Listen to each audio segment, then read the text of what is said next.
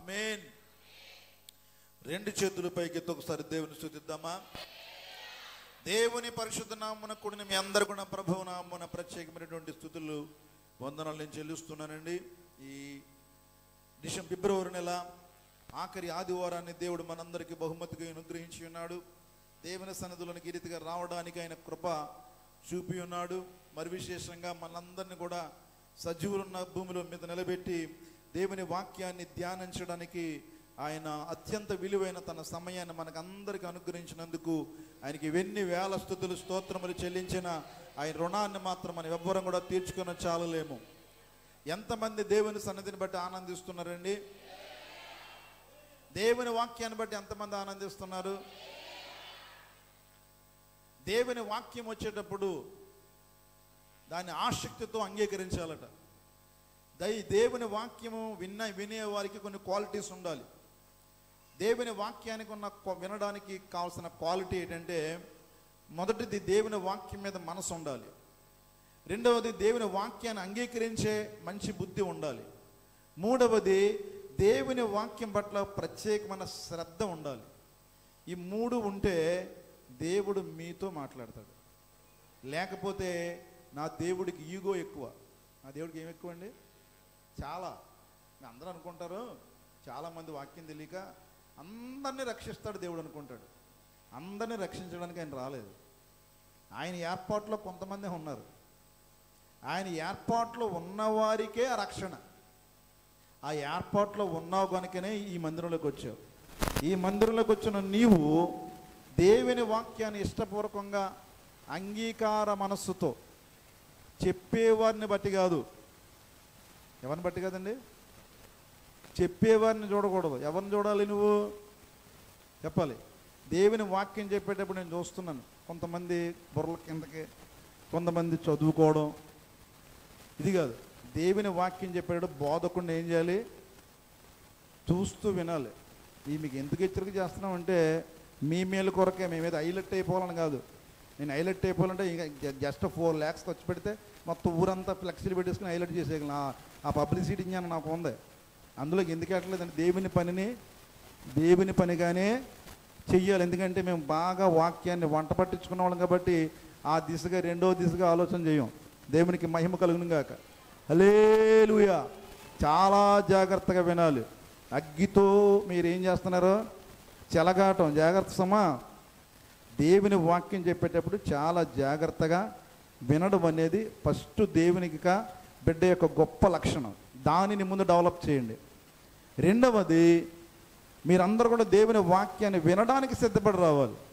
ప్రభువా, నేను ఈ వారం దేవుని వాక్యాన్ని వినడానికి వెళుతున్నాను.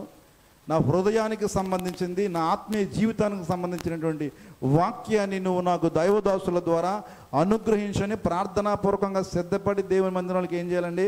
రావాలి. అప్పుడే దేవుడు నీతో మాట్లాడతాడు. దేవునికి స్తోత్రం కలుగును. పాత నిబంధన గ్రంథమైన కొత్త నిబంధన గ్రంథం అందరితో మాట్లాడాడు దేవుడు. సమూయేలుతోనే మాట్లాడాడు. అక్కడ చాలామంది జనాలు ఉన్నారు. ఇలా ఎవ్వరికీ దక్కని ఆ లేఖన స్వరం ఒక సమూయేలుకి ఎందుకు దక్కింది? కారణాలు చాలా ఉన్నాయి. కాబట్టి ఈ రోజున దేవుని వాక్యం మనందరికీ కూడా అందుబాటు అయ్యింది.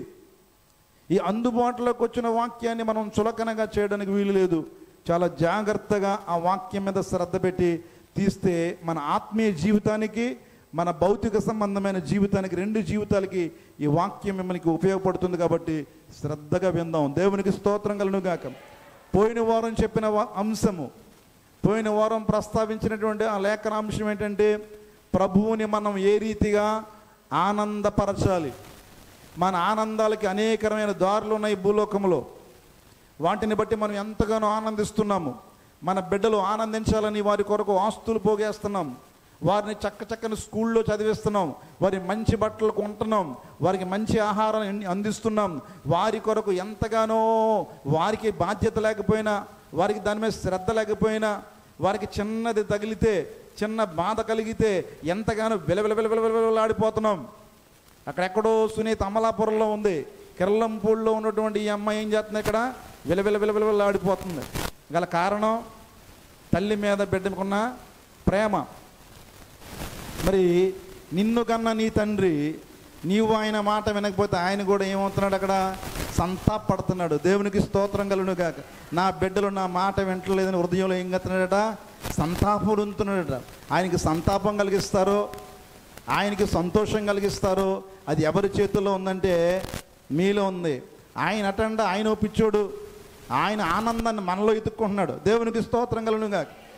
మనమైతే తెలివైన వాళ్ళు మన ఆనందాన్ని డబ్బులో ఎత్తుక్కునేవాళ్ళు కొంతమంది, ఆడోళ్ళు ఎత్తుకేవారు కొంతమంది మగోళ్ళకి ఆనందం ఎందులో ఉంటుంది, ఆడోళ్ళలో ఉంటుంది, తిరుగుతూ ఉంటాడు. కొంతమంది ఆనందం ఎక్కడ ఉంటుంది, ఊళ్ళు తిరుగుతూ ఉంటారు, ఊళ్ళల్లో తిరుగుతుంటే ఆనందం వస్తూ ఉంటుంది.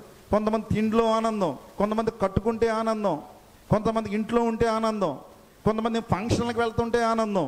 ఇలా రకరకాల ఆనందాలు వెతుక్కునే మనందరం కూడా దేవదేవుడు వీటిల్లో ఆనందం వెతకట్లేదు, కానీ మనలో ఒక ఆనందాన్ని వెతుకుతున్నాడు. మనము ఎలాగుంటే ఆయన ఆనందపడతాడు, మనం ఎలాగ జీవిస్తే ఆయన ఆనందపడతాడనే సత్యాన్ని ఈ రోజున మనం నేర్చుకుందాం. దేవునికి స్తోత్రం కలుగును గాక.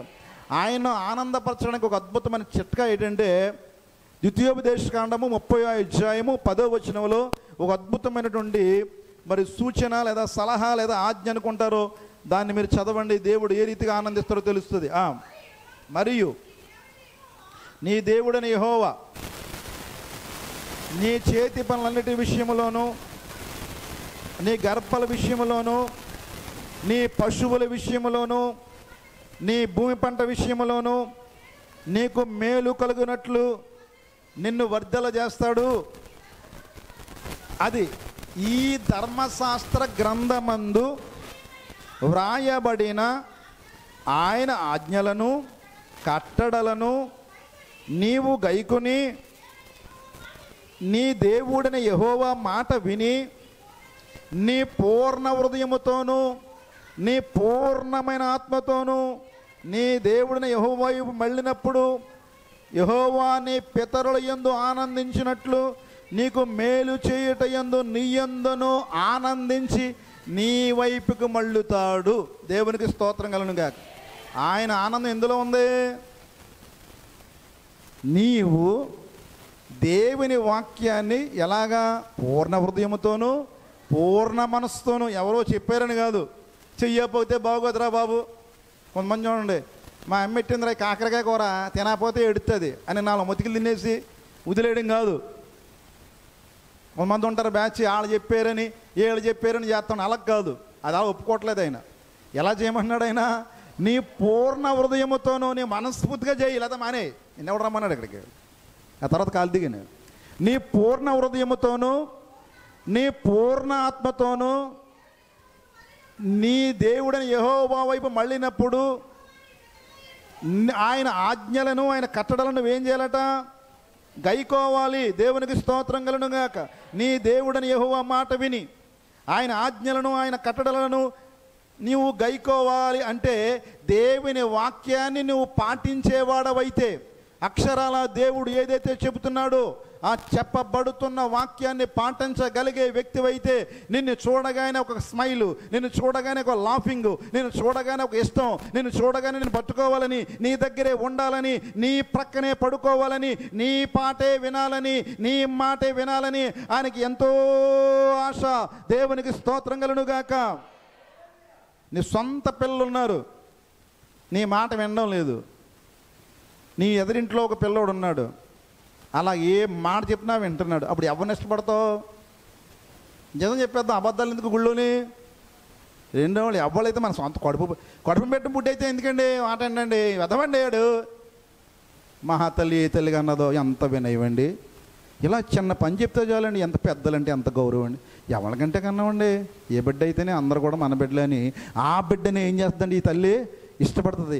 ఎవరైతే మాట వింటారో, ఎవరైతే మాటకు విధేయత చూపిస్తారో, భూ సంబంధంగా మనము కూడా వారిని ఎందుకు ఇష్టపడి ఆనందిస్తామో, సేమ్ టు సేమ్ ఆయన కూడా ఎవరైతే ఆయన వాక్యాన్ని విని దాని ప్రకారంగా చేస్తారో వారు యందు నేను ఏం చేస్తాను? ఆనందించువాడనై ఉన్నాను. దేవునికి స్తోత్రం కలుగును గాక. ఇప్పుడు చెప్పండి రా అబ్బాయిలు, ఆయన ఆనందం ఎక్కడుంది? మనలో ఉందా? మనలో లేదు. మరి అది పాయింట్ పట్టుకోండి. మనల్ని బట్టి మళ్ళీ కూర్చొని ఎలా ఉండి ఆనందించే దేవుడు కాదు. మనము ఆయన మాట విని ఆయన ఆజ్ఞలను ఆయన కట్టడలను గైకునే వారంగా అయ్యి ఉంటే ఆయన ఏం చెప్తాడో అది చేస్తానండి. బైబిల్లో ఏముందో నా దేవుడు ఏం చెప్తాడో అదే నేను చేస్తాను. నా దేవుడు చెప్పంది మాత్రం నేను చెయ్యను. నేను దేవుని బిడ్డను. దేవునికి స్తోత్రం కలుగును గాక. ఆ పరిస్థితిలో నువ్వు రావాలి. అలాంటి స్థితిలోనికి నువ్వు వచ్చేవాడవైతే నిన్ను బట్టి ఆ బిడ్డను బట్టి నేను ఆనందిస్తున్నాను. ఆ బిడ్డ ఉంటే చాలు. ఆ బిడ్డ ఉంటే పరలోకమే పరవశించబోతున్నటువంటి స్థాయిలోనికి నా దేవుడు ఆనందిస్తాడు. ఇంతకీ మానవులకున్న పెద్ద జబ్బు ఏంటంటే మొదటి నుంచి కూడా మానవుడు ఎవ్వడు ఆయన మాట ఏందో. ఎక్కడి నుంచి వచ్చింది జబ్బు? ఆదాం మొదలుకొని ఇప్పటి వరకు మనలో ఉన్న పెద్ద జబ్బు ఏంటంటే అన్నీ మనం పాడమంటే పాడతాం, సాక్ష్యం చెప్పమంటే సాక్ష్యం చెప్తున్నాం, రమ్మంటే వస్తున్నాం, పొమ్మంటే పోతున్నాం, అన్నీ చేస్తున్నాం. కానీ ఎక్కడ తేడా వస్తుందిరా బాబు అంటే బైబిల్ చాలా కష్టమండి అయ్యారు. ఆయన నీతి మంత్రి అవ్వడండి, పరిశుద్ధుడు అవ్వడండి, బైబిల్ చాలా కష్టమండి. అబ్బాయి ఎవరు ఉన్నారండి బైబిల్ పాటించే చూపించండి, ఒక నెల చూపించండి. ఆ పాటలండి అలాగంటారండి అబ్బాయి దొంగండి అని మాటల బలికేవారు కూడా ఉన్నారు. దేవుని వాక్యము చాలా కష్టము. దేవుని వాక్యం పాటించడం అసంభవము. దేవుని వాక్యం అర్థం కానిది. అది పెద్ద కొండ. ఎన్ని సంవత్సరాలు బోధించినా, ఎన్ని ఆదివారాలు చెప్పినా, ఎంతగా చదివినా అది అర్థం కావటం లేదండి. ఏంటండి ఈ మిస్టరీ? ఆయన మాట మాకు వంట పట్టడం లేదని చాలామంది కంప్లైంట్లు ఇస్తూ ఉంటారు. ఆ కంప్లైంట్లన్నిటికీ కూడా సమాధానం చెప్పింది ద్వితీయోపదేశ కాండము 30వ అధ్యాయము. బాగా చదివితే మీకు చాలా బాగా ఆయన ఏం చేస్తాడంటే ఎరుకబరుస్తాడు. ఏమమ్మా నా మాటలు ఏమన్నా ఆకాశంలో ఉన్నాయనుకుంటున్నారా? మీకు అర్థం కాకపోవడానికి నా మాటలు ఆకాశంలో ఉన్నాయనుకుంటున్నారా? లేకపోతే నా మాటలు సముద్రము 7 సముద్రాలు అవతల పాల సముద్రం అవతల మర్రి చెట్టు అవతల పెద్ద త్వరలో పెట్టలో నోట్లో పెద్ద అక్కడగానే ఉన్నాయనుకుంటున్నారా మీరు? ఓరి నాయనలారా, నేను పరలోక రాజ్యములో ఉన్నాను. పరలోక రాజ్యంలో దూత సమూహముల మధ్య పరిశుద్ధుడని పొగడబడుతున్నటువంటి ఆ మహోన్నతమైన స్థలములో నేను సంచరించినను. నా మాటలను, నా వాక్యాన్ని మీకు ఏం చేశానంటే మీకు అందుబాటులో పెట్టేశాను, మీ ప్రక్కనే పెట్టాను, మీ హృదయములోనే ఉంచాను. వాక్యం ఎక్కడ ఉందండి? అబ్బాబే అవన్నీ ముందు చాలా ఉంది బేటరు. ముందు కథ చాలా ఉందమ్మా. ఆ కథ వీళ్ళకి చెప్పాలి. ఆ కథ ఉందండి.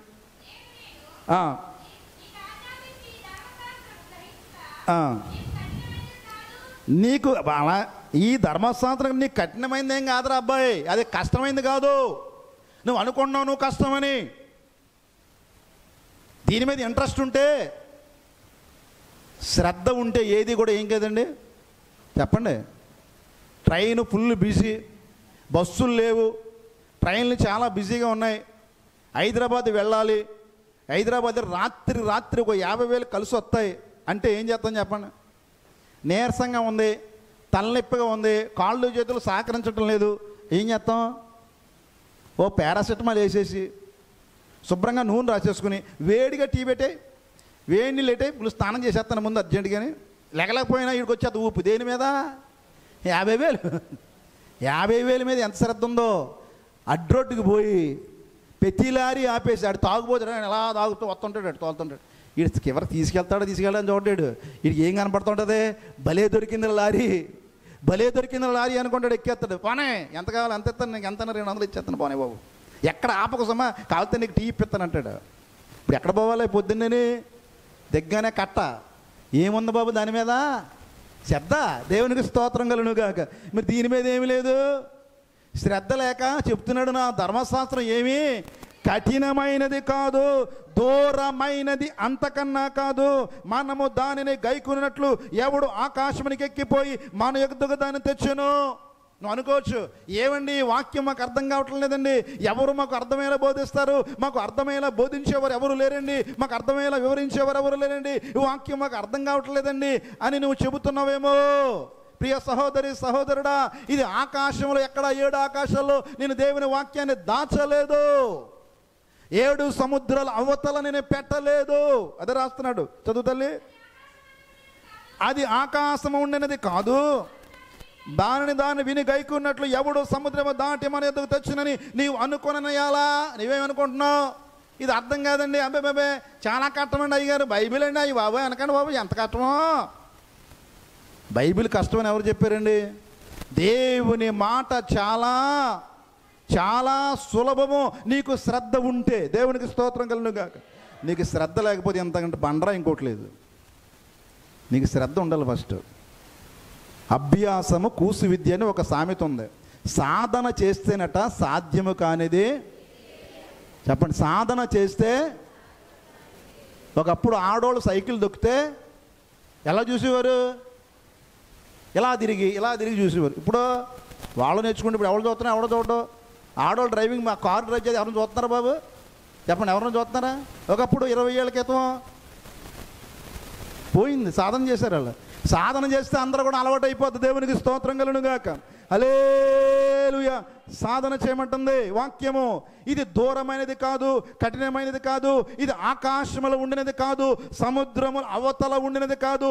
అద్దరునికి వెళ్ళాలండి, అమ్మ బాబో 7 సముద్రాల అవతల ఉందండి, దాన్ని తేవాలంటే చాలా కష్టసాధ్యం అండి అన్నది కాదయ్యా. ఇదిగో నేను ఏం చేశాను తెలుసా? నీవు దానిని అనుసరించుటకు ఆ మాట నీకు బహు సమీపముగా ఉన్నది, అది నీ హృదయమున నీ నోటనున్నది. అందరూ గట్టిగా చప్పట్లు కొట్టిన అర్థమైతే దేవుని వాక్యాన్ని మన నోట్లో పెట్టేశాడు దేవుడు. ఇంకా నువ్వు తెంగరదానిలో చూస్తావు. ఎక్కడ పెట్టాడట? నోట్లో అరటిపండు ఎడితే ఏం చేయాలి? ఒలిసి అరటిపండు ఎడితే ఏం చేయాలమ్మా? పుట్టుకుని తినాలి. అది తినడం చేత కావట్లేదు మనకి. నా వాక్యాన్ని, నా ధర్మశాస్త్రాన్ని నీ నోటి దగ్గర పెట్టాను నాన్న, నువ్వు జాగ్రత్త కాస్త పట్టుకోరా బాబు. పట్టుకుంటే నీ యందు నేను ఏం చేస్తాను? ఆనందిస్తాను. నీకు ఏది కావాలో అది చేయడానికి సిద్ధంగా ఉన్నానని దేవుడు ఇంత విపులంగా తన మనసు విప్పి తన మనసులోని మాటను మనకు బయటికి తెలియజేస్తే దాన్ని గ్రహించలేని వరంగా ఈ లోకంలో పడి మనం తిరుగుతున్నాం. ఇవన్నీ కూడా శాశ్వతం అనుకుని. ఎందుకు తెలుసా? ఆకాశము భూమి గతించిన కానీ నా మాట ఎన్నడనో గతించదు. ఆ మాట పట్టుకుంటే చాలు. దేవునికి స్తోత్రం కలుగును గాక. ఆ మాట పట్టుకోవడం నీకు తెలుసుంటే చాలు. నీకన్నా గొప్ప అదృష్టవంతుడు ఈ ప్రపంచంలో లేడు. ఒకవేళ నువ్వు దురదృష్టవంతుడు అయినా, ఒకవేళ ఈ కుటుంబంలో ఇంతటి దురదృష్టవంతుడు లేడండి, ఏది పట్టుకున్నా వెనకపోతుందండి అని అనిపించినా కానీ, ఎప్పుడైతే దేవుని వాక్యము నీ నోట ఉన్నదో, ఆ నోట ఉన్న వాక్యాన్ని హృదయంలో భద్రపరుచుకున్నావో నువ్వు వెలుగుగా మారిపోతావు. ఎందుకంటే నీ వాక్యము నా పాదములకు దీపముగా ఉంది. దీపంగా మార్చేస్తుంది నేను వెలిగిస్తుంది. అందుకే చెప్తున్నాడు, అయ్యా ఎవరైతే నా వాక్యాన్ని గైకుంటారో వారి యందు నేను ఏం చేస్తానో? ఆనందిస్తాను. దేవునికి స్తోత్రం కలుగును గాక. హల్లెలూయా. ఎంత గొప్ప మాటను దేవుడు రాశాడో చూడండి. ఈ ప్రపంచంలో అత్యంత అత్యంత అత్యంత విలువైన అద్భుతమైన పుస్తకం ఏది అని పరిశీలన చేస్తే మొట్టమొదటిగా వచ్చింది ఏంటి తెలుసండి? బైబిలే. దేవునికి స్తోత్రం కలుగును గాక. బైబిలే అద్భుతంగా అమ్ముడైపోతున్న పుస్తకం. ఇప్పటికి కూడా విస్తృతంగా అమ్ముడవుతున్న పుస్తకము. అనేకమైన భాషల్లో ముద్రితమైన పుస్తకం. ప్రపంచంలో ఎన్ని భాషలు ఉన్నాయో ఇంచుమించుగా అన్ని భాషల్లోకి బైబిల్ వెళ్ళిపోయింది. బైబిల్ వెళ్ళని ప్రాంతం లేదు. ఇంత విరివిగా ఇంత విస్తారమైన జ్ఞానం దేంట్లో ఉందంటే బైబిల్లోనే ఉంది. మొత్తం ప్రపంచంలో ఉన్న చట్టాలన్నీ కూడా, రాజ్యాంగాలన్నీ కూడా దేన్ని బేస్ చేసుకుని రాశారంటే బైబిల్ను బేస్ చేసుకునే రాశారు. దేవునికి స్తోత్రం కలుగును గాక. సాక్షాత్తు కొంతమంది బైబిల్ని విమర్శించడానికి పూనుకుంటే వారు చెప్పారు, బైబిల్ అబ్బాయి లాస్ట్ అండి, ఇదేమైంది పని చేయదండి, అది ఆఖరణ ఎట్టండి అన్నారు. నిజమే, ఆఖరణ పెట్టండి, ఇది పునాది అయిపోద్ది అన్నారు. పోలే మధ్యలో పెట్టండి అంటే ఇదేమైంది? నిజమే, ఇది మధ్యస్థంగా దీని సెంటరు అన్నారు. పోలే పైన ఏంటంటే అవును, అన్నిటికంటే పైన ఉన్నతమైన గ్రంథం అన్నారు. దేవునికి స్తోత్రం కలుగును గాక. అన్నిటికీ సూటైన గ్రంథమే. నువ్వు మధ్యలో పెడితే మధ్యలో ఉంటుంది, కింద పెడితే పునాది అవుద్ది, పైన పెడితే అన్నిటికంటే ఉన్నతమైన గ్రంథం అయ్యే మాట. ఎందుకంటే ఈ మాటలు మానవులు రాసినవి కదా. 39 గ్రంథాలు ఉన్నాయి పాత నిబంధన గ్రంథంలో. ఈ 39 గ్రంథాలను 30 మంది రాశారు. ఎంతమంది రాశారండి?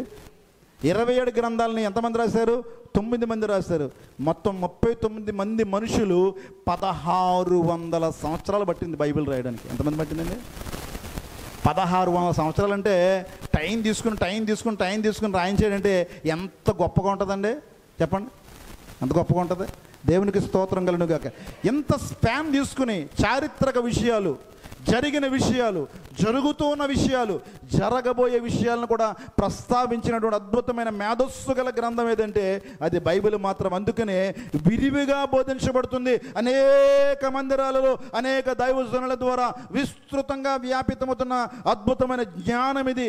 ఈ జ్ఞానాన్ని మీరు ఏం చేయాలంటే గైకోవాలి, పాటించాలి, అనుసరించాలి. అలాగ అనుసరిస్తే నేను ఎంతగానో ఆనందిస్తాను, దానిలో నా ఆనందం దాగి ఉన్నదని మన ప్రభువు చెప్పాడు. కాబట్టి ఇప్పుడు బైబిల్ ఏం చేద్దాం, వినేసి వెళ్ళిపోదాం. ప్రసంగానికి రేటింగ్ ఇద్దాం. ఆ అయ్యగారు బాగా చెప్పారు, ఈ అయ్యగారు బాగా చెప్పలేదు, ఈ కథ బాగుంది, ఆ కథ బాగుంది అని రేటింగ్ ఇద్దామా? కాదు. విన్న వాక్యాన్ని హృదయంలో భద్రపరుచుకుని దాన్ని బయటికి వెళ్ళి ఏం చేయాలండి, ప్రాక్టీస్ చేయడం. ఏం చేయాలంటే ప్రారంభిస్తే దేవుడు నీ యందు ఆనందిస్తాడు. అప్పుడు దేవుడు నీ యందు ఆనందిస్తే నీకు ఏది ఆనందమో ఆ ఆనందాన్ని నీకు దేవుడు ఏం చేస్తాడంటే అనుగ్రహిస్తాడు. దేవునికి స్తోత్రం కలుగును గాక. హల్లెలూయా. మరొక శ్రేష్టమైనటువంటి మాటను మీకు తెలియజేయాలని ఆశపడుతున్నాను. త్వరగా చదవండి. 2వ పేతురు పత్రిక 1వ అధ్యాయం 17వ మాటలో దేవుని యొక్క ఇష్టాన్ని నెరవేరిస్తే, 2వ మాట, తండ్రి అయిన దేవుని యొక్క ఇష్టాన్ని నెరవేరిస్తే మనం ఆనందిస్తారటండి. 2వ పేతురు 1:17 త్వరగా అమ్మా.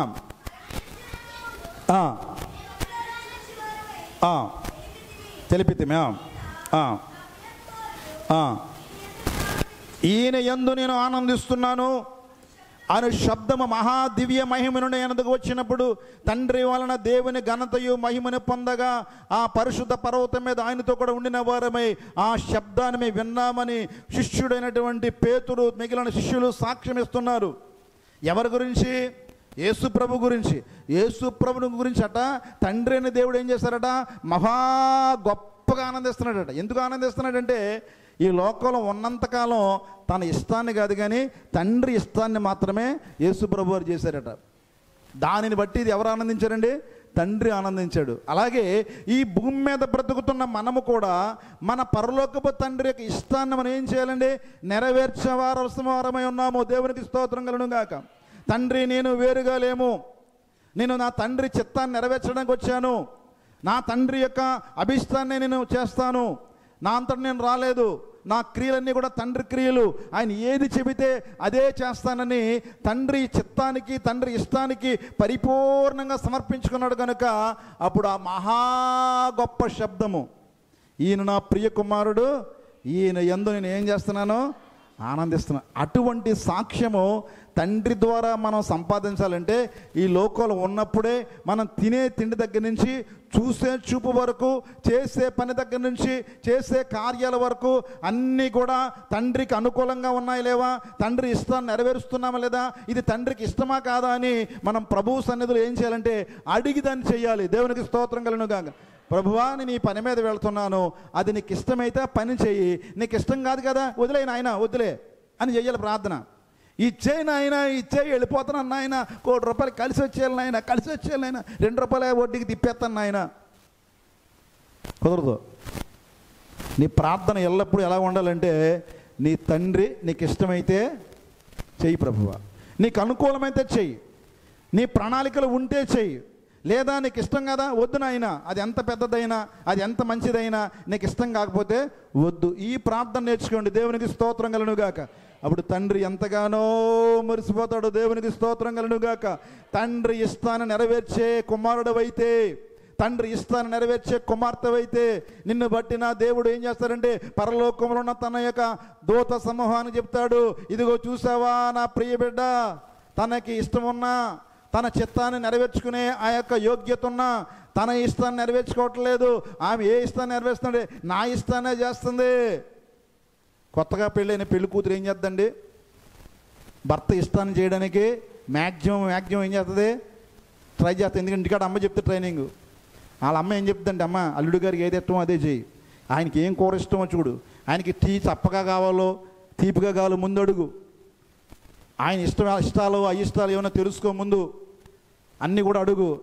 మీకు ఏది రంగు అంటే ఇష్టం అండి, మీకు ఏ యొక్క ఫుడ్ ఇష్టం అండి, అని అన్నీ కూడా ఆయన ఇష్టాలు తెలుసుకుని ఆ ఇష్ట ప్రకారంగా నువ్వేం చేయాలి చేసుకుంటా వెళితే అప్పుడు నేనేం చేస్తాడు, ఆయన నేను ఇష్టపడతాడని ఈ లాజిక్ ఎలాగైతే ఉందో ఈ మ్యాజిక్ కూడా ఇక్కడ కూడా వర్తిస్తుంది. దేవుని ఇష్టాన్ని నువ్వు చేసేవాడు అయితే అప్పుడు నీకు ఏ కష్టమో కలగదు. దేవునికి స్తోత్రం కలుగును గాక. ఇది తెలియక మనం ఎంతో శ్రమ పడుతున్నాం. నువ్వు ప్రార్థన చేస్తున్నప్పుడు ప్రభువా నీ చిత్తము నీ ఇష్టం అంతే, నాది ఏమీ లేదు, నీ నిమిత్త మాత్రం ప్రభువా, నాకు ఏ శక్తి లేదు, ఏ కోరిక కూడా లేదు, నీ కోరిక నెరవేర్చాలని నీ ఇష్టాన్ని నెరవేర్చాలని ఈ భూమి మీదకి వచ్చాను, నీ చిత్త ప్రకారంగానే నడిపించని ఆయన చిత్తానికి నీ జీవితాన్ని అప్పగించుకుంటే ఉంటుంది. ఇదిగో ఆ శబ్దము నీకు కూడా వినిపిస్తుంది. నా ప్రియ కుమారుడా, నువ్వు హాయిగా ఫ్యాన్ వేసుకుని నిద్రపోతుంటే చూడడానికి ఎంత ఆనందంగా ఉందో. దేవునికి స్తోత్రం. బొజ్జో నాన్న, తన ప్రియులు నిద్రించుండగా, ఇది సిల్లిగా అనుకుంటున్నారు మీరు, ఎటకారంగా చెప్పే మాట కాదు. నేను పడుకుంటే ఆయనకి ఎంత ఆనందంగా ఉంటుందో. దేవునికి స్తోత్రం కలుగునుగా. ఆ ఫీలింగ్, పడుకున్న తర్వాత నా దేవుడు నా మనసును చూస్తున్నాడు, నేను పడుకున్న తర్వాత నా దేవుడు ఏదో నాకు ఇస్తున్నాడు, ఆ అనుభూతి ఎప్పుడన్నా ఫీల్ అయ్యేవా మీరు? నువ్వు పడుకున్నప్పుడు నీవు లేచుట, నువ్వు పరుండుట, నువ్వు మాట్లాడుట, నువ్వు పని చేయుట ఎవరు చూస్తున్నారు? అలా ఉండాలి. ఒకడు తల్లిపిచ్చట, వాడికి ఏం పిచ్చండి? తల్లిపిచ్చి, మదర్ పిచ్చి అన్నమాట. మదర్ చచ్చిపోయింది. మదర్ ఏం చేసిందండి? చచ్చిపోయింది. కానీ ఆ మదర్ పిచ్చిలో ఉన్నవాడికి ఆ తల్లి చచ్చిపోయినా తల్లి ఆత్మ తనతోనే ఉంటుందనే భ్రమలో ఉండి హోటల్కి తల్లికి ఏం చేసి చూడండి, అమ్మా రే 2 ప్లేట్లు ఇడ్లీ అంటే హోటల్ సర్వర్ కూడా ఏం చేయాడంటే వాక్ అయ్యాడు. వీడు ఒక్కడే వచ్చాడు 2 ప్లేట్లు అంటున్నాడు. పోలీ బాగా ఆకలిగా ఉన్నట్టున్నాడు, పోలీ 2 ప్లేట్లు తెచ్చేద్దామని 2 ప్లేట్లు తెచ్చాడు. 2 ప్లేట్లు పెట్టిన తర్వాత అక్కడ పెట్టాడు. పక్కన కుర్చీ ఖాళీగా ఉంటే ఒకడు వచ్చాడు, ఆయన పట్టాలను ఒకడు తీసాడు. రే ఇక్కడ మా అమ్మ కూర్చుందిరా. ఆడేం చేశాడని, ఇదేంటిరా బాబు ఇట్లా పిచ్చిగా ఎక్కిందా, వీళ్ళ అమ్మ అంటున్నాడు వీడు. ప్లేట్ ఇట్లా ఏం చేశాడండి, వాళ్ళ అమ్మకు పెట్టాడు. ఆ ఫీలింగ్ ఏంటి, వాళ్ళ అమ్మ ఆత్మ ఈడుతో ఉంటుందని ఈ భ్రమలో బతుకుతున్నాడు. ఈ భ్రమ ఎలాంటిదో నాకు తెలియదు, కానీ నేను కూడా ఒక భ్రమలో బతుకుతున్నా. కూడా నా ప్రభువు వస్తున్నాడనే భ్రమ. దేవునికి స్తోత్రం కలుగునుగాక. నా ప్రయాణంలో వస్తున్నాడు, నేను నడుస్తున్నప్పుడు నాకు కూడా ఉంటున్నాడు, నా బండి మీద ఉంటున్నాడు, నా బెడ్ మీద ఉంటున్నాడు, నా ఫుడ్లో ఉంటున్నాడు, నేను త్రాగే నీటిలో ఉంటున్నాడు, నీ పీల్చే గాలిలో ఉంటున్నాడు. సమస్తమును ఆయన ఆధీనంలో జరుగుతున్ననే భ్రమ నీలో ఉంటే నిన్ను వదలడు. దావీదు ఎక్కడ పోయినా, చెప్పండమ్మా, ఇది రాశాడు బైబిల్ లేదా? ఇది సిల్లి విషయం కాదు, నవ్వుకునేది.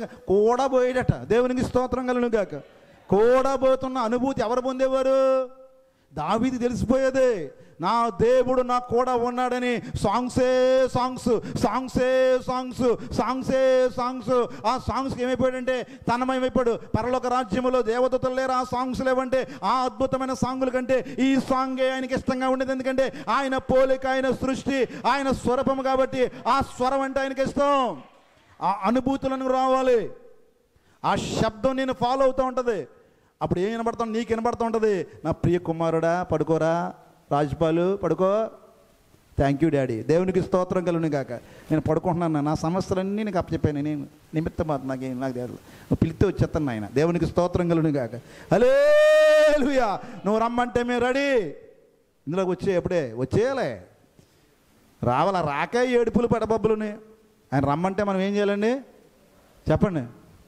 మరి పాట పాడుతున్నావేమెందుకు మరి? పరలోకమేన అంతఃపురం చేరాలనే అబ్బాయి తెగ తాపత్రయం. బాబోయ్ మా వాళ్ళ తాపత్రయం కదా, పొద్దున్నే లేచేసి చీపిరి కట్టేది వేసుకుంటే తాపత్రయం, తెగ తాపత్రయం. చేరిపోవాలంటే ఇవిడే మంగళరంగాని చెప్పావంటే మాత్రం ఆగిపోతాం అంతే. శుక్రవారం చెప్పావో రావు. దేవునికి స్తోత్రం కలుగును గాక. లేదు ఎన్ని ఫీలింగ్లు ఉంటాయో మనకి. ఎవరికండి ఫీలింగ్లు అంటే? అన్ని జనులకు కాదండి, ఎవరికే? దైవజనులకి. దేవునికి స్తోత్రం కలుగును గాక. దైవజనులకి అన్ని ఫీలింగ్లు వచ్చాయి ఇప్పుడు, ఒకటి కాదు. వీళ్ళ మార్చడం నా ప్రభు వల్ల కూడా కాదు. వీళ్ళు ఎప్పుడు తెలుసుకుంటారండి? కన్నులు ఎప్పుడు తెరుస్తారండి? నిన్ను చూచే కన్నులు నాకు ఇమ్మయ్యా, నిన్ను చూసే ఎప్పుడు వస్తాయండి? ఎప్పుడు అక్కడికి పోయిన తర్వాత చూసిన తర్వాత అమ్మ ఆ రాజుపాల్ గారు వాళ్ళ అబ్బాయి గారు చాలా కష్టపడ్డారండి అమ్మ అని అనుకున్నాం. కానీ వాళ్ళు దేనికో ఆశించి నువ్వు చెప్పి అనుకున్నాం. కానీ అమ్మమ్మమ్మమ్మమ్మమ్మమ్మమ్మమ్మమ్మమ్మని చూడగానే ఎలా ఉంటుంది? చుట్టూ వెళ్ళిపోయారా అయ్యగారు? జుట్టిచ్చి కొట్టి వెళ్ళిపోయారా మీరు ఆ రోజు? ఎందుకంటే మమ్మల్ని అలాగ సహించారు? ఎంత అన్యాయం జరిగిందండి అయ్యగారు అని అప్పుడు బాధపడ్డం కాదు. ఆకులు కాలిపోయిన తర్వాత, చేతులు కాలిపోయిన తర్వాత ఇప్పుడు కాదండి, ఇప్పుడే సమయం ఉండగానే తెలుసుకో దేవునికి స్తోత్రం కలుగును గాక.